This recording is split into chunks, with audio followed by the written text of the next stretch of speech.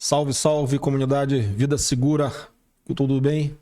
Sou Marcelo Brito, sócio da Melsens Corretora de Seguros, idealizador do programa de qualidade Vida Segura e host desse podcast, que hoje temos o episódio de número 9, falando de um tema sempre super importante, super dedicado às empresas, às famílias e com uma mensagem em especial falando de saúde, saúde plena, seja ela saúde física, mental, comportamental.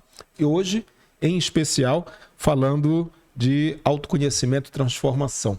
Mas antes da gente entrar nessa nossa pauta da nossa convidada e que está conosco aqui, eu preciso destacar o ideal desse nosso podcast, né? De levar sempre essa boa mensagem de como nasceu esse podcast. Depois, se você tiver essa curiosidade, vai lá no nosso Instagram da Melsens Seguros, e conheça a nossa história, porque realmente tem um propósito, teve uma razão para a gente estar aqui hoje nesse nosso episódio de número 9 e compartilhando tudo isso que nós, corretores de seguros, que somos o amigo certo das horas incertas, precisamos fazer, que é antecipar os riscos maiores ou amenizar esses riscos perante toda a sociedade.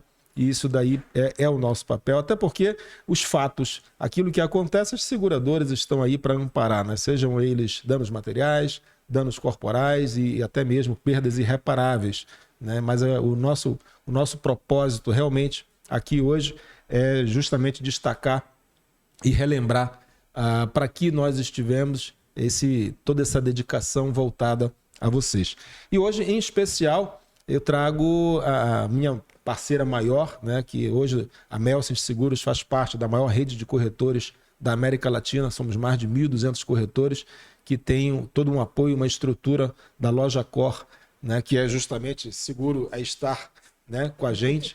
E vestindo essa camisa é que a gente engrandece a força do corretor de seguros, né? O corretor de seguros que faz parte hoje da Loja Cor, ele é um corretor mais forte, um corretor mais amparado e certamente com margens em especial de conhecimento, de dedicação ao seu cliente para preparar essa nossa missão. Mas, sem delongas, eu quero, por favor, hoje apresentar a nossa convidada fazendo uma breve introdução, que é falar sobre saúde mental, autoconhecimento, transformação emocional através de uma abordagem amplamente estudada e eficaz, que é a terapia cognitivo-comportamental. Para nos guiar nessa conversa, temos o prazer de receber uma psicóloga especialista em terapia cognitivo-comportamental e que nos ajudará a entender nossos pensamentos que influenciam nossas emoções e comportamentos. Você já se pegou preso em padrões de pensamentos negativos? Sente que muitas vezes a sua mente sabota seu bem-estar? Hoje vamos explorar como identificar e modificar crenças disfuncionais, além de aprender estratégias práticas para melhorar sua qualidade de vida e desenvolver uma mentalidade mais equilibrada. Se você quer aprender mais sobre sua mente e como ela pode ser a sua maior aliada, fica conosco, porque esse bate-papo será transformador. Conosco, Luana Paixão. Obrigado, Luana. Obrigado pela tua vinda. É um carinho. Eu tenho certeza que a tua doação a esse momento é super especial. Antes de passar já a bola para você, deixa eu só fazer uma breve apresentação do teu currículo, porque a Luana, dentre muitas qualidades, ela é psicóloga especializada em terapia cognitivo-comportamental, TCC, casada, mãe de Vitória, Manu e Bebela, amante do ciclismo indoor. E confesso que eu sou teu fã pelo papel que você exerce hoje na nossa comunidade. Mas seja bem-vinda mais uma vez, viu? Muito obrigada. É um prazer para mim, principalmente por estar aqui com você. Você, para mim, é uma referência, né? E estou muito feliz mesmo de estar aqui. Que legal. Agora me fala um pouquinho, antes da gente entrar no assunto terapia cognitivo-comportamental do TCC, eu conheço um pouquinho da tua história, mas aquelas nossas boas histórias de pós-bike, né? Que a gente muitas vezes conversa. Mas me conta um pouco da tua trajetória. Quem é Luana Paixão? Por Luana Paixão, tua trajetória profissional, até acadêmica também, né, de formação, até chegarmos hoje onde você está. Conta um pouquinho de você. Eu sempre falo, né, que nesses resumos, né, de quem nós somos, né, eu sempre tenho a visão de que a frase que entra nessa questão é: eu sou uma longa história.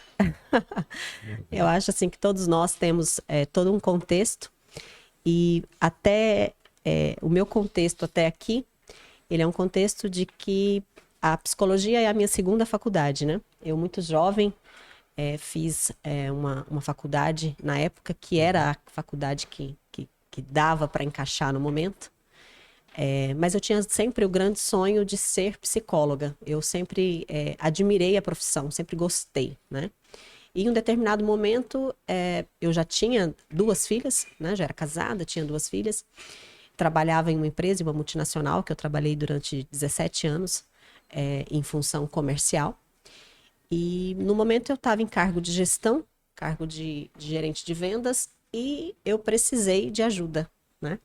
Precisei de ajuda por conta de toda aquela situação de família, de mulher, de obrigações, enfim. E eu fui muito bem, tive um respaldo muito grande por uma psicóloga que me atendeu. E ela foi muito especial. Eu consegui ter evoluções muito grandes com ela. E através desse momento e de tudo o que aconteceu ali, eu me apaixonei pela profissão e decidi cursar a faculdade de psicologia. Na época, como eu estava no mercado, no comercial, eu pensei muito na psicologia no contexto organizacional.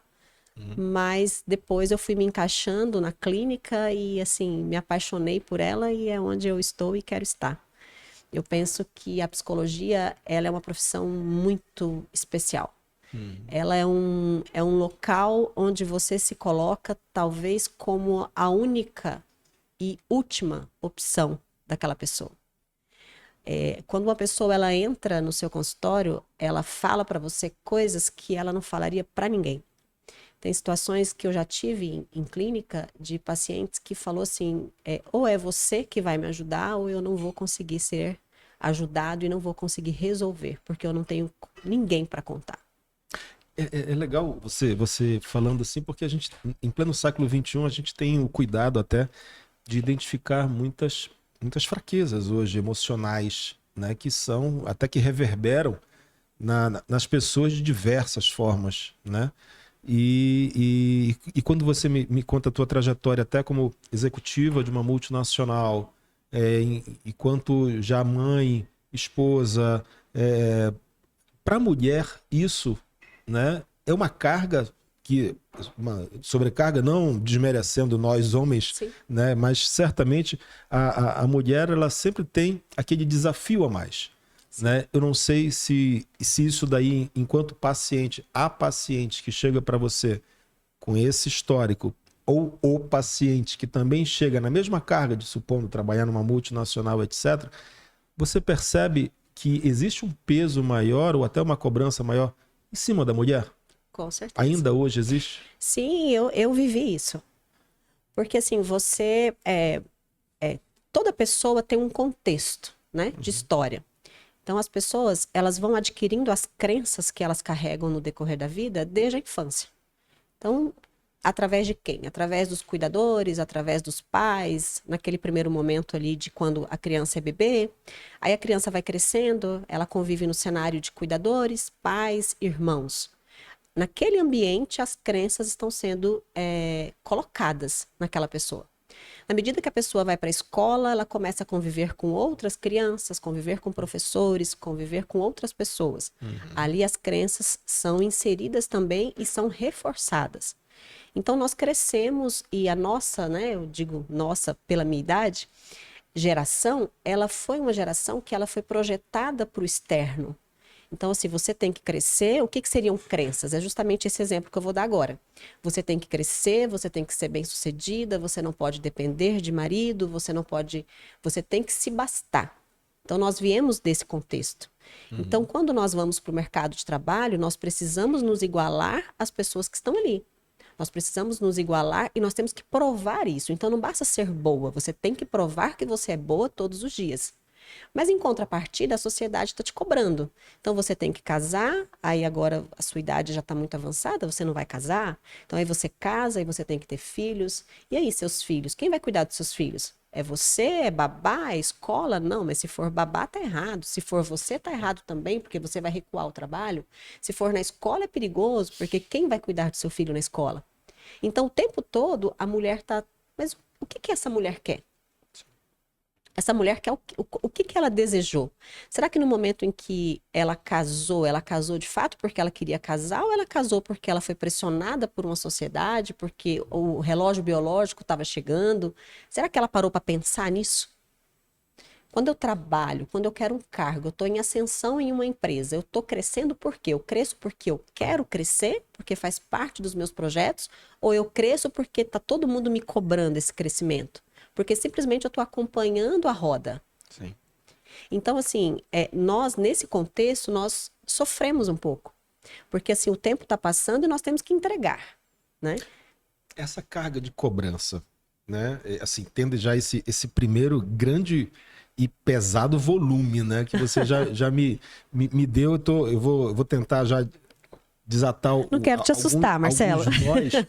Porque quando você me fala realmente do desafio, eu me pego pensando, assim, da nossa geração, né? De quem tem 40 a mais, por exemplo, né? E até hoje, muitas coisas em relação ao analógico, a digital, mudou. Mas alguns pontos que você abordou permanecem. Uma delas é essa cobrança. Mas essas cobranças que você relacionou agora, eu te pergunto em relação à terapia, no caso a TCC, diretamente. O que a terapia hoje favorece nesse quadro especificamente, né? E que você, como profissional e especialista da área, você diria assim, olha, os casos que além desses que eu te citei, os que eu mais encontro, e dentro do conceito, o que seria a engenharia da TCC, né, nesse contexto todo que você falou? Na verdade, a terapia cognitivo-comportamental, ela é uma abordagem dentro da psicologia. Então, nós temos a psicologia e quando os profissionais eles se formam, eles escolhem qual abordagem que eles irão atuar. A TCC hoje, no ano de 2025, é a abordagem onde nós temos mais fundamentos científicos, onde nós conseguimos, de fato, provar que existem evoluções, onde elas são mais mensuradas. Então, quando você vai decidir qual é a abordagem que você vai trabalhar, tem gente que escolhe de acordo com o perfil, de acordo com o que ele se identifica mais. Eu escolhi de acordo com o que traria mais resultados. Então, eu sou uma pessoa prática e eu sou uma pessoa resolutiva. Eu fui formada nesse contexto de praticidade. Então, eu escolhi a TCC porque a TCC ela é uma linha onde ela tem início, meio e fim, certo? Então, ela não é uma linha da psicologia onde você vai ficar por anos com o seu terapeuta. Na verdade, o lema da TCC é que você deve se tornar o seu próprio terapeuta. Ou seja, a minha intenção não é receber nenhum tipo de paciente e ficar com ele ali durante 5, 10, 15 anos. Isso não é viável, porque eu deixo de ser uma psicóloga e me torno alguém, uma muleta para a pessoa. Então, esse não é o ideal. Então, eu recebo, eu acolho, eu faço o tratamento e eu dou alta. Nesse contexto que a gente estava falando sobre a mulher, eu recebo muitos pacientes com essas crenças, porque assim, chega um momento da vida que a pessoa para e fala, peraí, mas por que eu faço o que eu faço? Isso que eu ia te perguntar, quais as aplicações na prática? Sim, e nesse momento que a pessoa está esgotada, a pessoa está sobrecarregada, a pessoa chega nesse contexto de falar, peraí, eu tô até aqui e eu não estou entendendo o contexto da minha vida. Eu não estou entendendo, assim, o porquê que eu estou fazendo o que eu faço todos os dias. Quem eu sou na fila do pão. Quem eu sou na fila do pão, isso. Uhum. Do que eu gosto? Eu já recebi pessoas na clínica que elas não sabiam qual era a comida preferida delas. Qual era a cor? Qual cor você gosta? Não sei. Onde você gosta? Vamos supor num exemplo que você vai viajar. Você gosta de quê? Eu vou em qualquer lugar. Porque a pessoa não tem uma identidade formada. Então, normalmente, quando ela chega nesse momento, ela procura ajuda. E é onde ela encontra o profissional que está capacitado para ajudá-la nesse sentido. Vamos lá, vamos entender. O que você pensa sobre isso? As pessoas, Marcelo, elas não sabem o que elas pensam. Tem paciente que você pergunta assim, o que você pensa sobre isso? A pessoa fala, eu fiquei triste.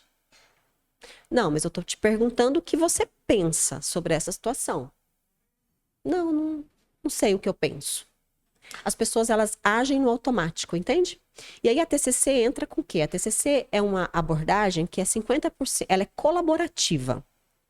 Então, a gente inicia com o processo de que você torna o seu próprio terapeuta, depois que você ganha a alta, e durante o processo, ela é colaborativa. Então, é 50% psicólogo, 50% paciente.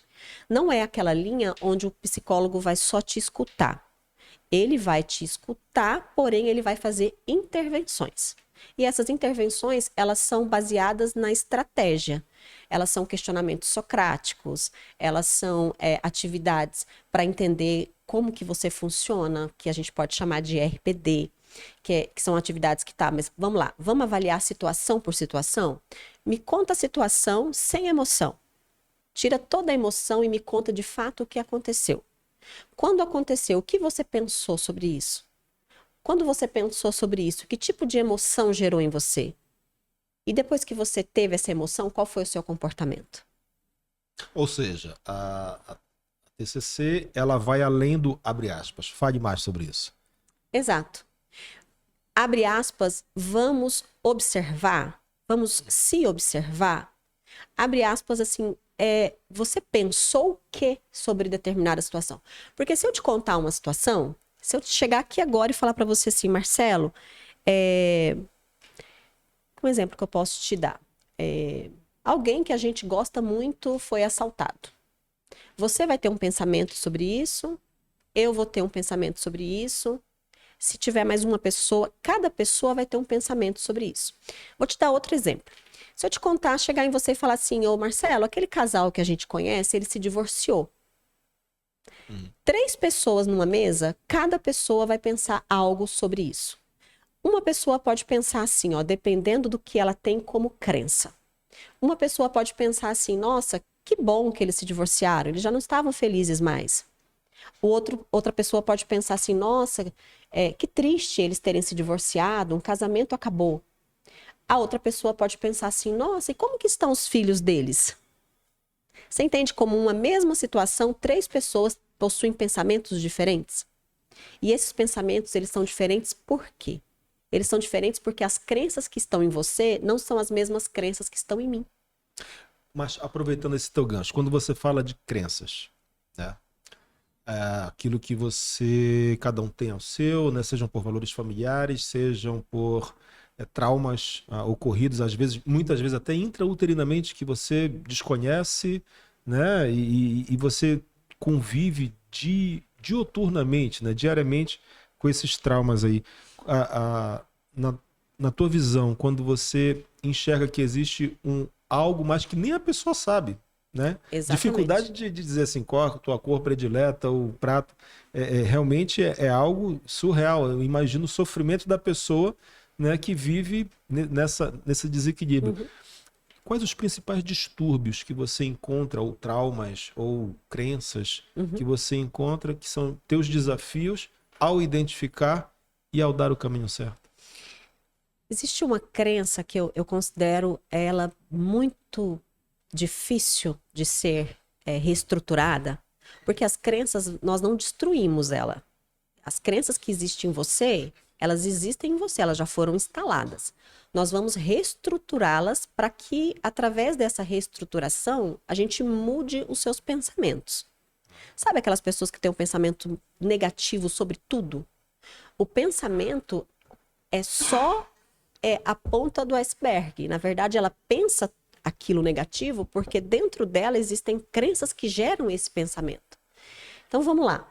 Uma crença que eu considero muito devastadora, vou usar essa palavra, é a crença de desamor.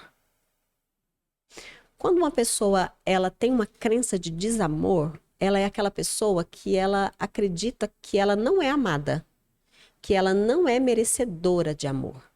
Ela acredita que ela não merece que o outro a ame. E aí, isso pode gerar dificuldade de amar, como dificuldade de ser amada. Então, antes que alguém me ame, é melhor que eu não me relacione com ele. Antes que eu ame ele muito e ele me abandone, é melhor que eu não me relacione com essa pessoa. E ela vai se fechando no universo dela. Então, assim, essa crença de desamor, existe a crença de desamor, desvalor e desamparo. Existe uma outra crença que eu acho muito complicada, que diz respeito ao desvalor. Se você acha que você não é...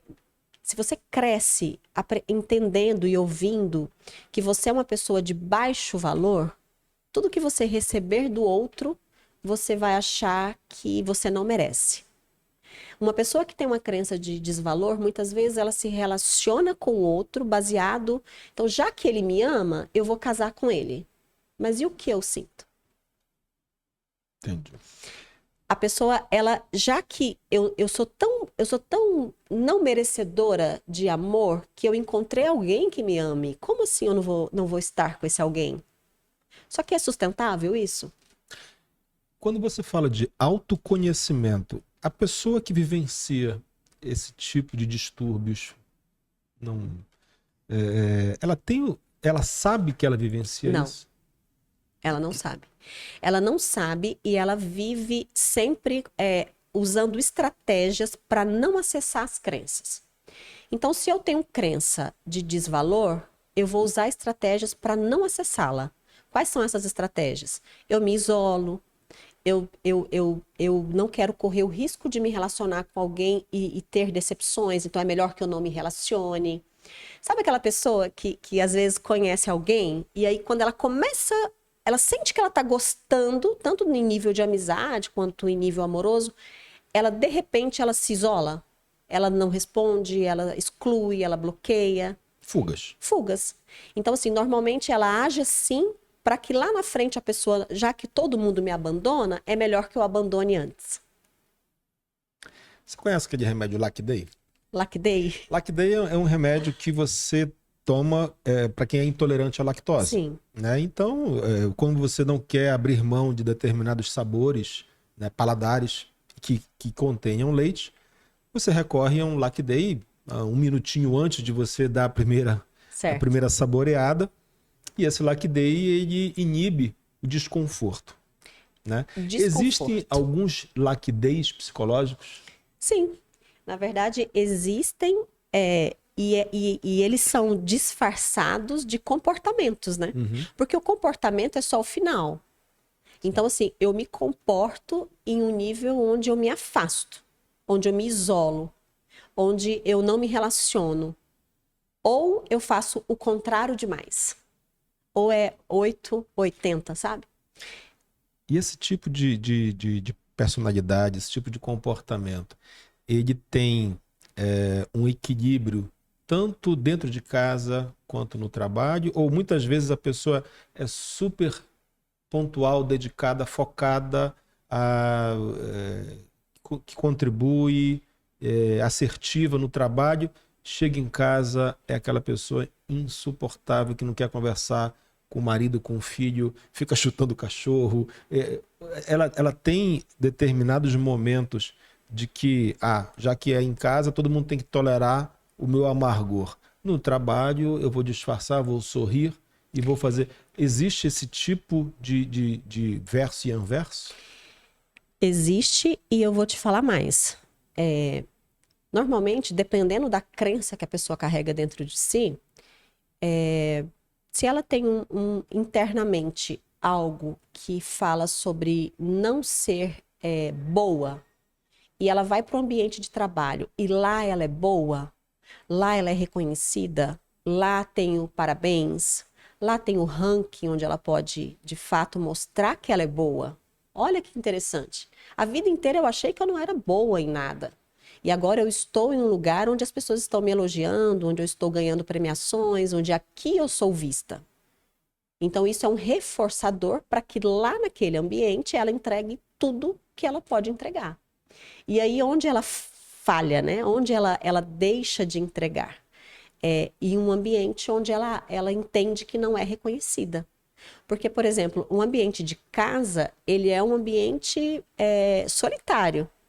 Ele é um ambiente que assim, os parabéns dentro desse contexto de casa, eles são assim, mais tranquilos, né? Mais equilibrados. Porém, dentro de um ambiente organizacional, não. Então, lá eu tenho a possibilidade de demonstrar de fato que eu não sou tão ruim quanto falaram para mim a vida inteira. E aí, às vezes, as pessoas elas invertem, né? Então, eu dou o meu melhor no ambiente onde eu sou vista e eu dou o que sobra no ambiente onde eu não tenho validação. Ou seja, é aquela melhor louça que você guarda no armário para quando as visitas chegam você usar. E no dia a dia você usa o prato quebrado, o garfo torto. Agora imagina, Marcelo, o esforço que a pessoa faz para isso. Porque assim, eu tô te falando de um ambiente que ela tá no ambiente organizacional, ela dá o seu melhor, no ambiente de casa ela dá o que dá para dar ali no momento e para ela. Provavelmente essa pessoa, talvez ela não saiba nem o que ela tem guardado no armário. Por exemplo, eu tenho um evento, eu vou precisar comprar uma roupa, talvez eu tenha a roupa lá dentro do meu guarda-roupa e eu não lembro. Por quê? Porque o foco não tá no que eu tenho para mim, no que é meu. O foco tá no externo, o foco tá na casa, o foco tá nos filhos. E o foco não está na pessoa. É muito legal assim, a gente entrar nesse universo. Na verdade, eu acho que nesse labirinto chamado autoconhecimento, porque você não é fácil, né? Eu sei que não é fácil, eu falo de experiência própria, tanto de ordem profissional como de ordem pessoal. Você tem numa pirâmide, né, a questão da segurança, isso não sou eu que falo, é Maslow, né? Sim. No século passado, Sim. Abraham Maslow desenvolveu a sua pirâmide em que você busca primeiro uma segurança fisiológica, né? Necessidades fisiológicas, depois proteção e depois suas conquistas, né? E até eu vivencio isso porque muitas pessoas, ao me procurarem buscando a proteção, seja ela patrimonial, seja ela de saúde, seja ela de vida, elas não sabem nem o que elas querem. Elas querem só aquele facilitador, né? Dizer assim, eu quero fazer o seguro do meu carro. Fácil isso daí.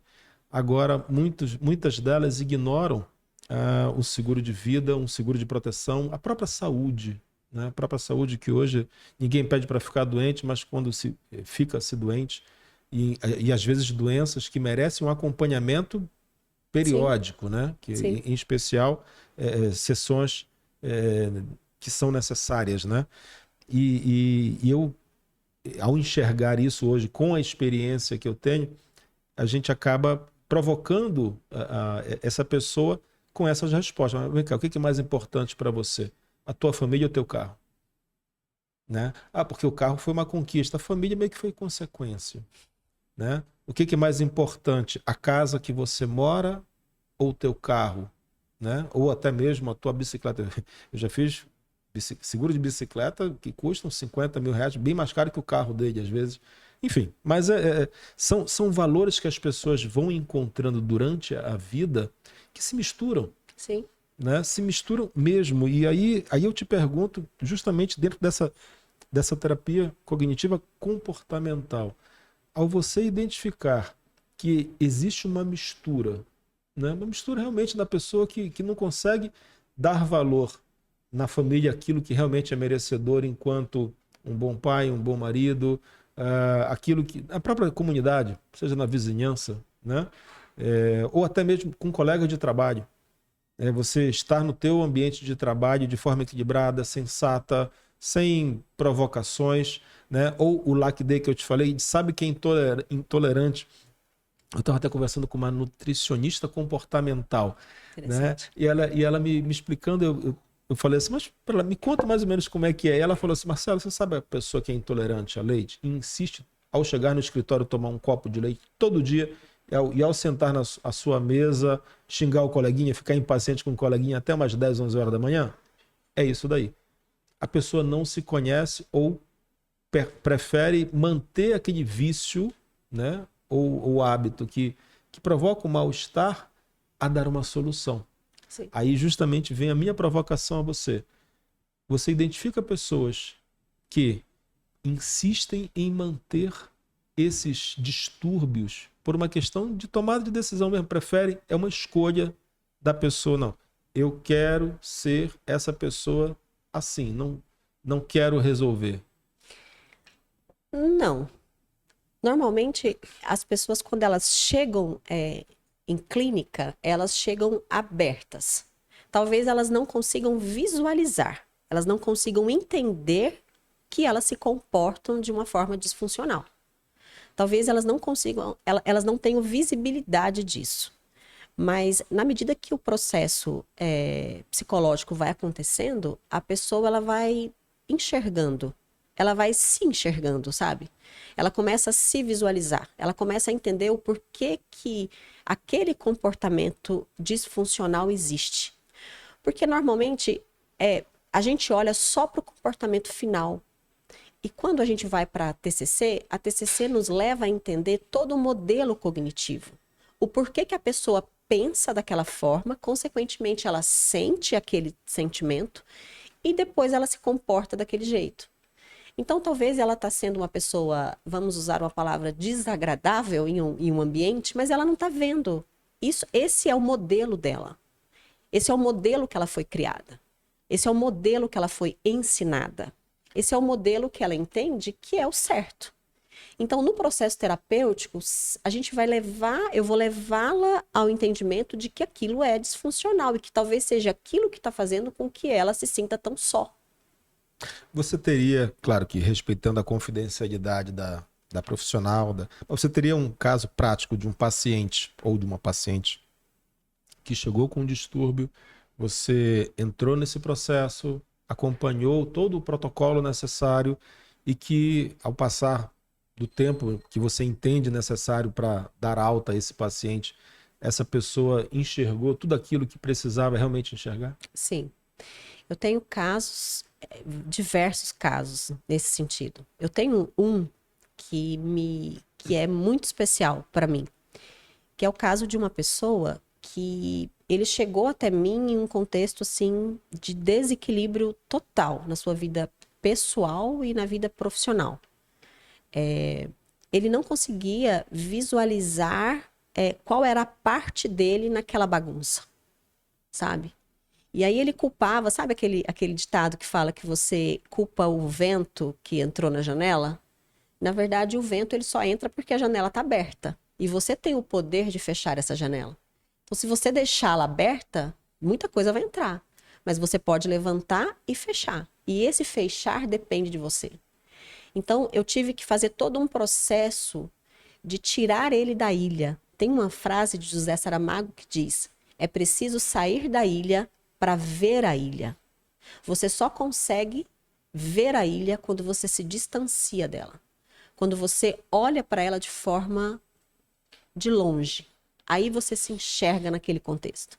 Então eu precisei tirar ele do contexto que ele estava, eu precisei tirar ele daquela bagunça que ele tinha entrado e eu precisei fazer com que ele enxergasse o contexto. Quando ele enxergou o contexto, ele virou a chave. Virou a chave em todos os sentidos. Um homem casado, com família, com filhos, e assim, ele estava totalmente envolvido numa situação que ele tinha perdido tudo. E mesmo perdendo tudo, ele achava que ele estava no melhor cenário, porque para ele era o que estava gerando felicidade. Quando ele saiu dessa ilha, ele entendeu que aquela felicidade era uma felicidade ilusória, e que se ele continuasse ali, o preço que ele pagaria por aquela escolha faria com que ele destruísse toda uma geração. Dentro dessa tua boa orientação que você dá para o teu paciente, claro, de fazê-lo sair da caixinha, olhar de fora para dentro, existem algumas outras orientações paralelas, assim, cuidado com o físico, cuidado com o equilíbrio alimentar, por exemplo, autoestima. Né? Você provoca no paciente orientações paralelas ao teu a tua boa orientação psicológica? Na verdade, Marcelo, é um contexto, são particularidades que gera uma pessoa, né? Então, nós somos formados de tudo isso que você disse. E, assim, isso interfere diretamente no nosso humor, nas nossas atitudes, né? Em como a gente funciona. Então, não tem como separar uma coisa da outra. Então, na medida que eu estou cuidando do meu emocional, eu preciso também me importar e cuidar do meu físico. Porque, assim, se eu tenho autoestima baixa, eu tenho autoestima baixa por quê? Se eu tenho, se eu estou com alguma situação que está me incomodando no meu corpo, por exemplo, o porquê que isso está me incomodando? Eu tenho que instigar a pessoa a trazer os porquês? Beleza, e agora? O que a gente pode fazer para resolver? Outro ponto importante da TCC que eu quero te falar é o seguinte: a TCC, ela trabalha na linha que tudo bem que te feriram, que te magoaram, que te traíram, que te enganaram, que te machucaram. Nós não conseguimos alterar essas situações. Elas já aconteceram e não tem como, infelizmente. Gostaríamos, né, de que fosse possível que a gente conseguisse apagar algumas coisas, mas a gente não consegue. Isso, a gente é limitado nisso. Sim. Mas tá bom. E agora? O dia atual e os próximos dias está aqui, no seu colo. O que você vai fazer com isso? A TCC, ela te responsabiliza pelo próximo dia, pelos próximos meses. O que você, tendo consciência de todo esse caos, vai fazer para que você possa ter uma vida que de fato vale a pena? Sabe? Então, nesse contexto, nós vamos fazer o quê? Nós vamos trabalhar o físico, nós vamos trabalhar o emocional, nós vamos fazer atividades. Eu já tive paciente, para você ter ideia, que tinha muita dificuldade de acordar de manhã, estava num cenário de ter um diagnóstico de transtorno forte, e aí nós tivemos que fazer, não, vamos lá, eu vou te ajudar. Nós vamos fazer uma rotina do que você vai fazer desde o momento que você acorda até o horário que você vai dormir. Então, embora a TCC tenha técnicas que são extremamente importantes, Aaron Beck foi muito assertivo nisso, mas nós também não podemos esquecer que cada pessoa é um ser individual. Nós estamos tratando de pessoas, e as pessoas, elas precisam ser escutadas, elas precisam ser acolhidas, elas precisam ser, você precisa trazê-las para perto de você, porque nós já vivemos em um ambiente de muito julgamento. Nós já viemos em um ambiente, a sociedade nos julga o tempo todo, pelos nossos comportamentos, por como nós pensamos, por como nós agimos. Então, quando a pessoa procura um psicólogo, ela quer ser acolhida, ela quer ser ouvida. E através desse acolhimento, nós vamos fazer um planejamento para que a pessoa venha a ter uma vida que de fato vale a pena ser vivida. Você, como psicóloga e conhecendo a biblioteca estoica, né, com Epictetus, Marco Aurélio e seu time, em suma, tudo aquilo que você não consegue resolver já está resolvido. Tudo que não tem remédio, remediado está, como Caetano falaria. É sempre bom destacar isso, porque assim, o que passou é passado. O futuro é incerto, né? Então, assim, o presente é aquilo que você vivencia da melhor forma, de experiências vividas, sejam elas boas ou más, né? O futuro você constrói no presente, aquilo que você vai ter como resultado. É difícil um paciente entender o episódio, a edição da vida dessa forma? Muito. Muito. Porque tem pessoas que estão presas no passado. E assim, existe uma rixazinha entre a TCC e a psicanálise, por exemplo. Uhum. Que a psicanálise é uma linha que ela trabalha muito essa primeira infância, essa formação. E a TCC já trabalha muito, ela vai lá atrás, pega as informações e faz a pergunta: o que nós vamos fazer com tudo isso? Então, é como se uma abordagem ela focasse no ontem, no passado, e eu admiro muito a psicanálise, na verdade, Freud foi assim, fundamental, né, para a nossa profissão. Mas, assim, a TCC, ela faz essa dinâmica de, beleza, o que você viveu lá foi extremamente importante. Porque o que você viveu lá atrás formou quem você é hoje. Então, não tem como a gente simplesmente deletar. Não tem como a gente excluir. Então, as experiências que você teve lá atrás fizeram com que você se tornasse o Marcelo de hoje. A Luana de hoje, que está aqui na sua frente, ela foi formada de um contexto de que onde ela foi uma bebê, ela teve uma primeira infância, ela teve uma adolescência, ela se tornou adulta, jovem, depois ela se tornou adulta. E dentro dessas fases, tiveram muitos desafios. Então, nós vamos nos tornando a pessoa que nós somos hoje. Então, não tem como a gente deletar. A gente precisa gerar uma maturidade para olhar lá, extrair o que é bom e usar no nosso presente, porque o que a gente está vivendo hoje vai ser somado com o que nós vivemos lá e nós estamos construindo o nosso futuro.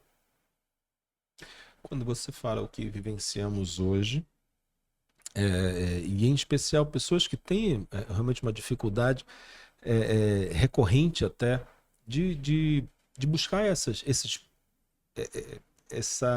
solução. Né? Eu chamo de solução porque depende só de você, né? Depende da pessoa querer, né? E as pessoas acabam, às vezes, né, recorrendo à parte medicamentosa. Eu escutei e carrego isso daí como exemplo de vida, que é como se fosse o chão molhado de uma torneira aberta. Né?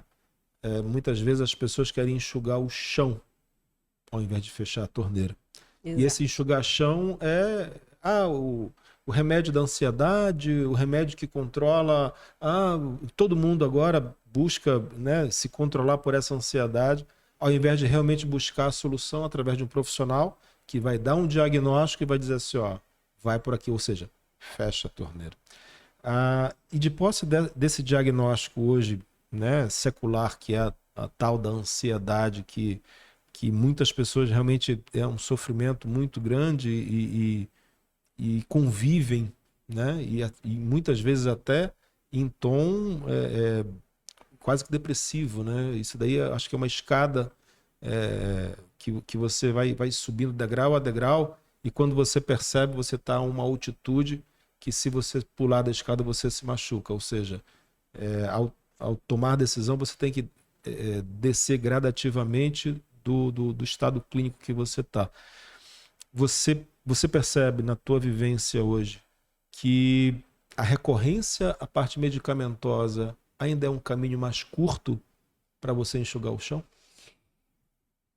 Pode ser, e a gente encontra de todas as situações. Encontra-se aquele paciente que busca isso muitas vezes sem orientação, e existe aquele que precisaria buscar e é resistente.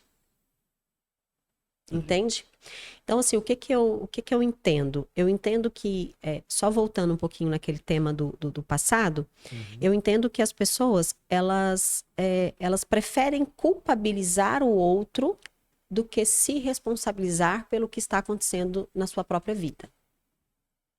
Então, quando eu me responsabilizo e eu entendo que eu preciso mudar, eu busco ajuda. Mas se eu culpabilizo meu pai, minha mãe, meus responsáveis, eles estavam fazendo o melhor que eles podiam, com as informações que eles tinham. Então, assim, tá todo mundo em evolução, tá todo mundo em transformação.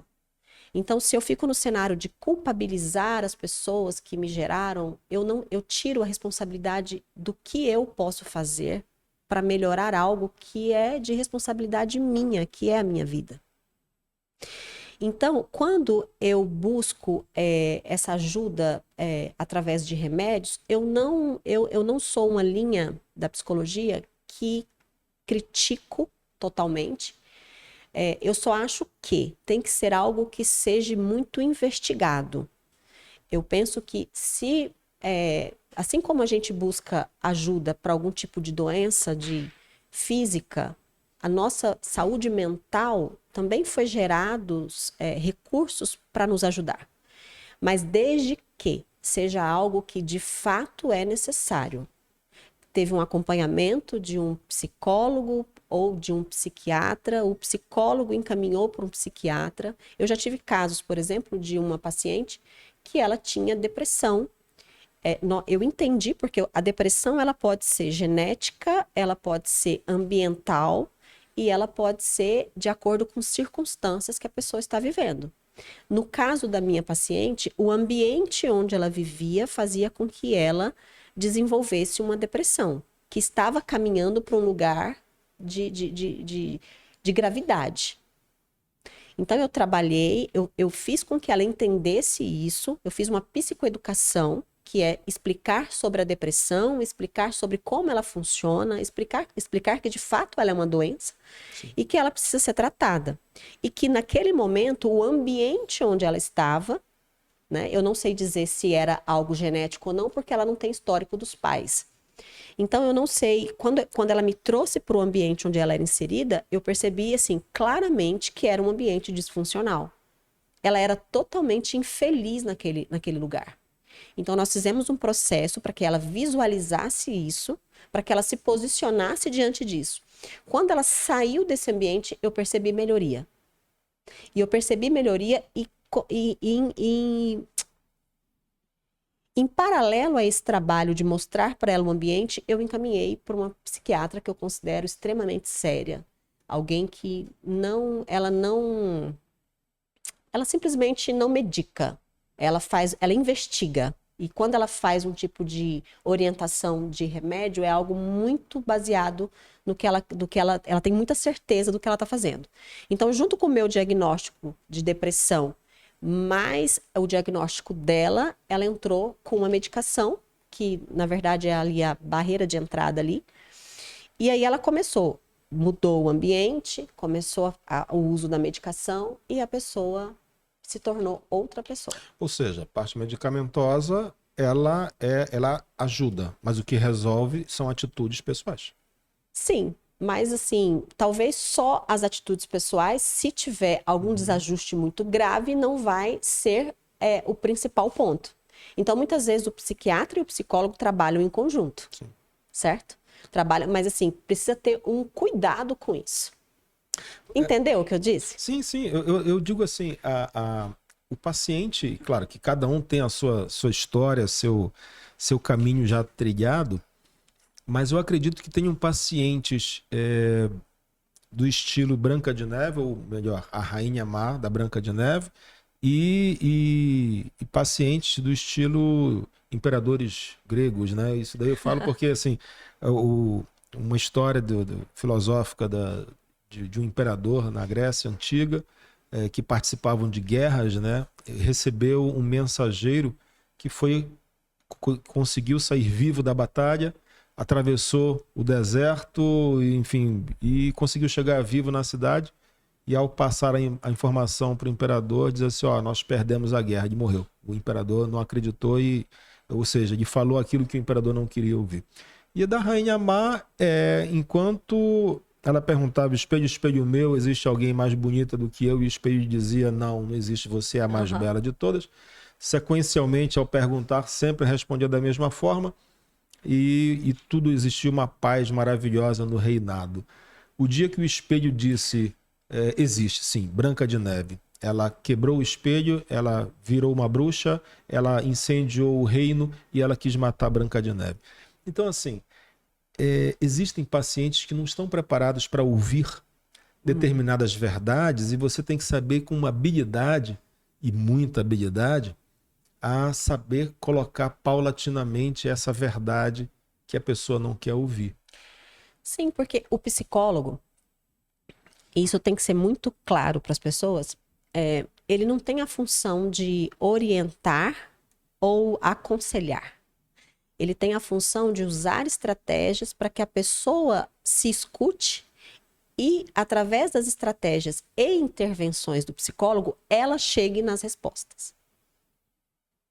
Entende?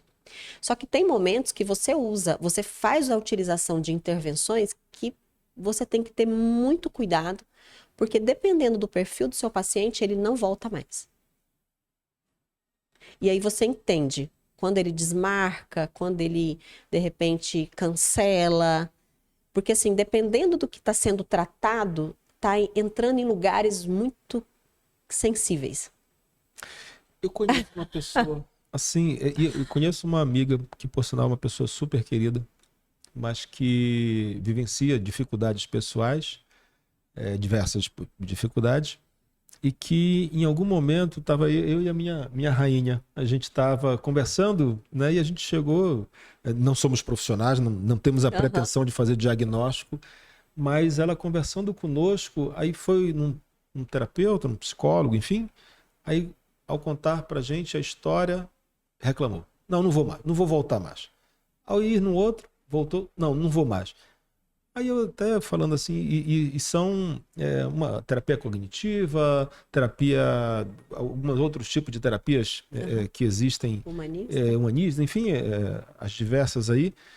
Aí numa ocasião eu falei para a rainha assim, rainha, eu tô achando que o problema não está no profissional. Sinceramente, eu acho que esses profissionais estão falando coisas que está sendo difícil da nossa amiga escutar.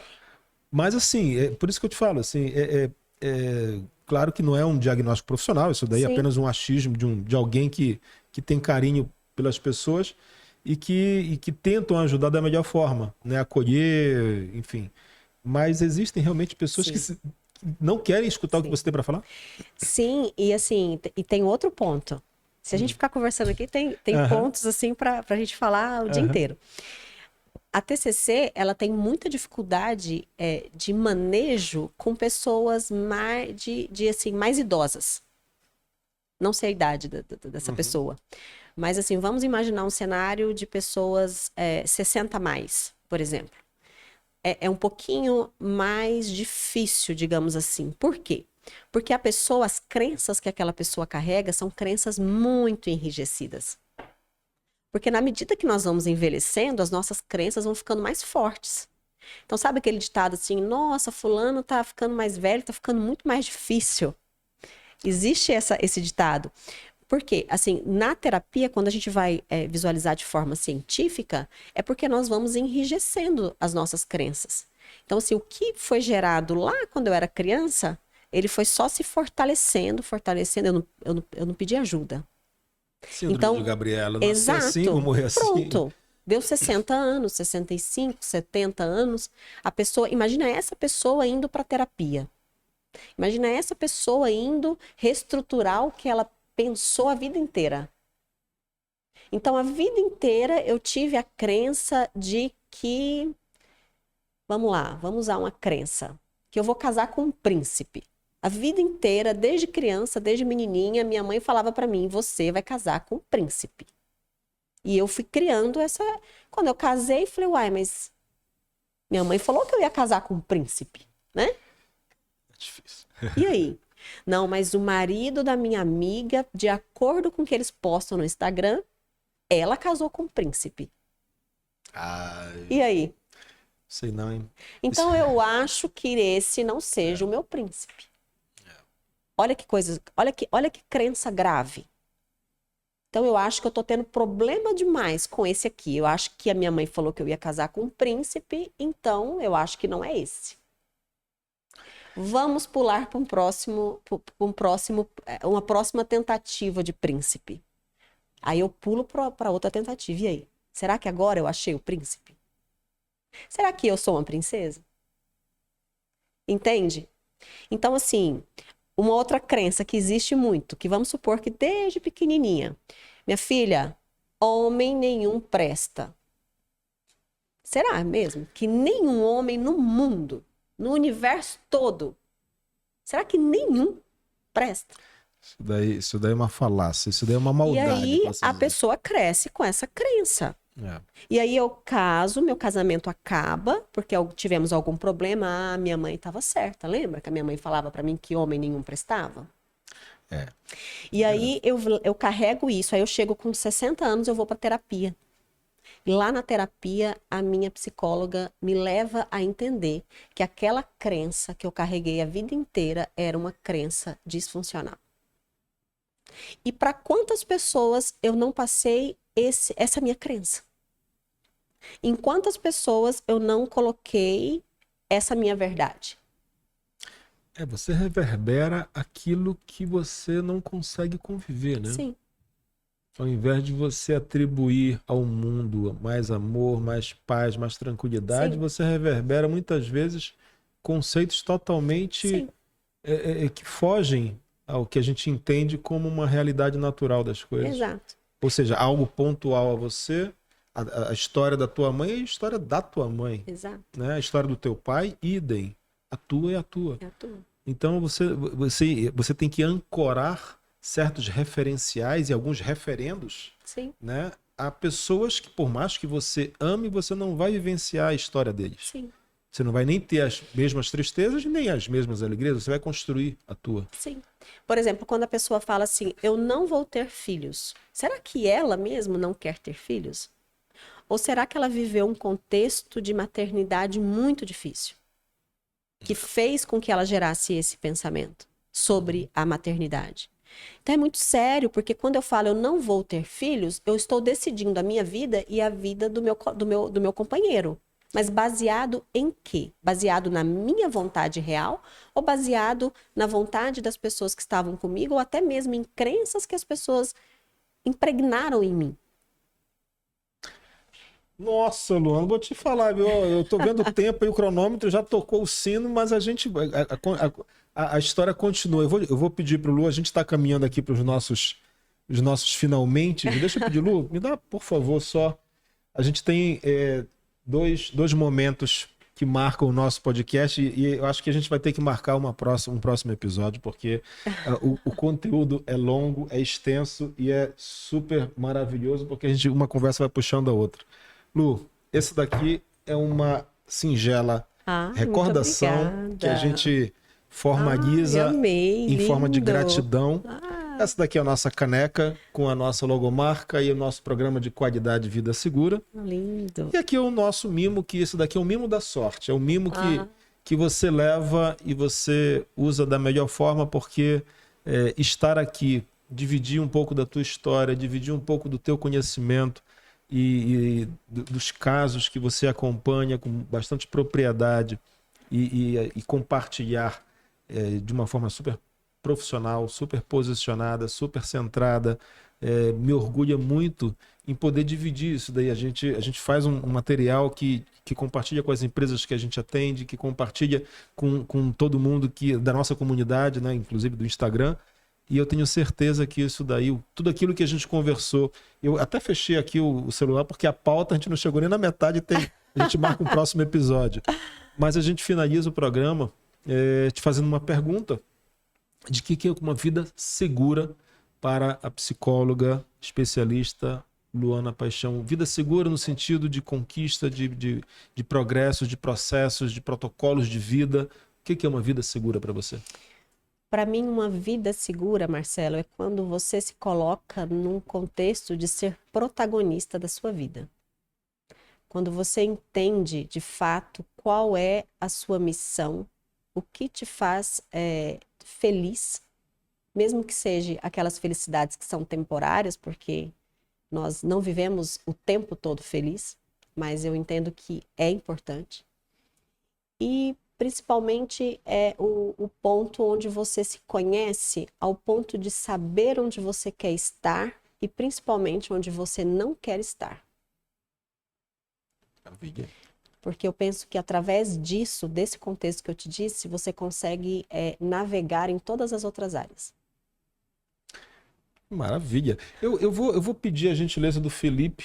Felipe, eu poderia oferecer a ARC, assessoria digital, um daqueles dos seus... Posso fazer aqui a divulgação. Nós fazemos o podcast na ARC Assessoria Digital e o Felipe, gentilmente, ele vai... Vou presentear você. Aí, ó. Para quem não conhece, esse aqui é o nosso host master. Obrigado. Isso daqui, a ARC gentilmente tá para você, para um book para você depois poder agendar. Adorei, gostei. Isso. Obrigada. Aliado aí a nossa gratidão E o ambiente é uma delícia aqui, né? Gostei. Então, sinta-se à vontade. Segunda Rainha é onde temos um café maravilhoso. É o melhor café de todos os estúdios que existem em Cuiabá.